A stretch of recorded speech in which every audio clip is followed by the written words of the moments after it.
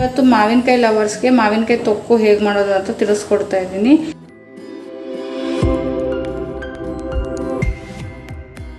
ಇಲ್ಲಿ ಒಂದು ತೋತಾಪುರಿ ಮಾವಿನಕಾಯಿನ ಈ ರೀತಿ ಚಿಕ್ಕದಾಗಿ ಕಟ್ ಮಾಡ್ಕೊಂಡಿದ್ದೀನಿ ಸ್ಲೈಸ್ ಥರ. ನೀವು ಇನ್ನೂ ಚಿಕ್ಕದಾಗಿ ಬೇಕಾದರೂ ಕಟ್ ಮಾಡ್ಕೊಳ್ಳಿ, ಇಲ್ಲ ತುರ್ಬೇಕಾದ್ರೂ ತೊಗೋಬೋದು. ಇವಾಗ ಇದನ್ನ ಹೇಗೆ ಮಾಡೋದು ಅಂತ ತಿಳಿಸ್ಕೊಡ್ತಾ ಇದ್ದೀನಿ. ಮೊದಲಿಗೆ ಒಂದು ಪ್ಯಾನ್ ತೊಗೊಂಡು ಸ್ವಲ್ಪ ಎಣ್ಣೆನ ಹಾಕ್ಕೊಳ್ತಾ ಇದ್ದೀನಿ. ಎಣ್ಣೆ ಸ್ವಲ್ಪ ಜಾಸ್ತಿನೇ ಬೇಕಾಗುತ್ತೆ ಇದಕ್ಕೆ. ಇದೇ ಎಣ್ಣೆಯಲ್ಲಿ ಮಾವಿನಕಾಯಿ ಬೇಯಬೇಕಲ್ವ, ಸೊ ಹಾಗಾಗಿ ಸ್ವಲ್ಪ ಜಾಸ್ತಿನೇ ತೊಗೊತಾ ಇದ್ದೀನಿ.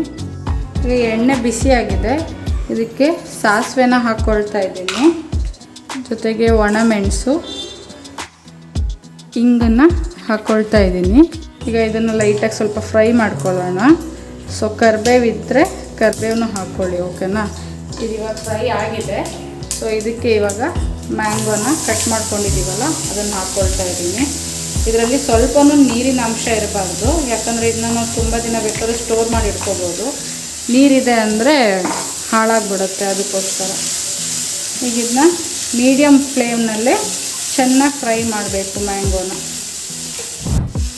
ಇದನ್ನ ಇದೇ ರೀತಿ ಚೆನ್ನಾಗಿ ಮೀಡಿಯಮ್ ಫ್ಲೇಮ್ನಲ್ಲೇ ಫ್ರೈ ಮಾಡ್ಕೋಬೇಕು.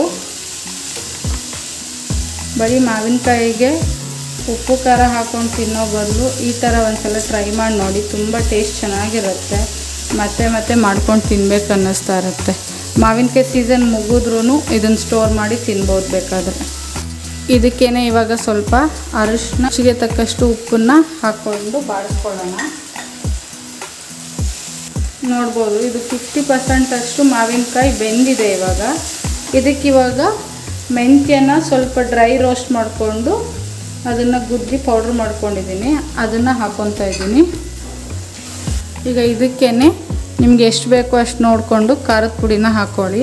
ಇದು ಟೇಸ್ಟ್ ಹೆಂಗಿರುತ್ತೆ ಅಂದರೆ ಒಂಥರ ಉಪ್ಪು ಖಾರ ಹುಳಿ ಎಲ್ಲ ಒಂದರಲ್ಲೇ ಮಿಕ್ಸ್ ಆಗಿರುತ್ತೆ, ಒಂಥರ ಚೆನ್ನಾಗಿರುತ್ತೆ. ಇದು ಮಾವಿನಕಾಯಿ ಲವರ್ಸಿಗೆ ಗೊತ್ತಿರುತ್ತೆ ಹೇಗಿರುತ್ತೆ ಅನ್ನೋದು, ಈ ಥರ ಟೇಸ್ಟ್ ತಿನ್ನೋದಕ್ಕೆ.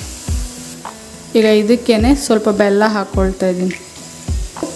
ಬೆಲ್ಲನೂ ಹಾಕ್ಕೊಂಡು ಚೆನ್ನಾಗಿ ಫ್ರೈ ಮಾಡ್ಕೊಳ್ಳಿ. ಡಯಾಬಿಟಿಕ್ ಇರೋರು ಬೆಲ್ಲ ಹಾಕ್ಕೊಂಡಿಲ್ಲ ಅಂದರೂ ಪರವಾಗಿಲ್ಲ, ಸ್ವಲ್ಪ ಬೆಲ್ಲ ಹಾಕ್ಕೊಂಡ್ರೆ ರುಚಿ ಚೆನ್ನಾಗಿರುತ್ತೆ.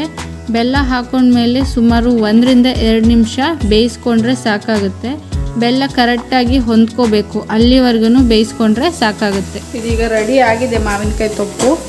ಇದನ್ನ ಇವಾಗ ತಣ್ಣಗಾಗೋಕ್ಕೆ ಬಿಟ್ಟು ಒಂದು ಡಬ್ಬಗೆ ಹಾಕಿ ಸ್ಟೋರ್ ಮಾಡಿ ಇಟ್ಕೊಳ್ಳೋಣ ಫ್ರಿಜ್ನಲ್ಲಿ.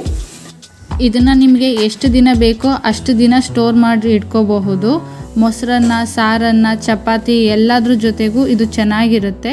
ಟ್ರೈ ಮಾಡಿ ನೋಡಿ ಹೇಗೆ ಬಂತು ಅಂತ ಕಮೆಂಟ್ ಮಾಡೋದನ್ನ ಮರಿಬೇಡಿ. Thank you for watching.